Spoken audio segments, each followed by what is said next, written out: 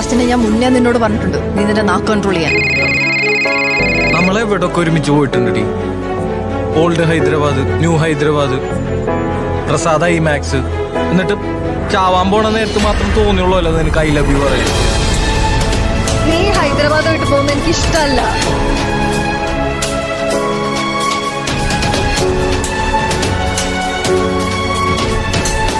I love you. കുറച്ചാൾ ഇവിടുന്ന് മാറുന്നപ്പോഴേക്കും മനസ്സിലായത്.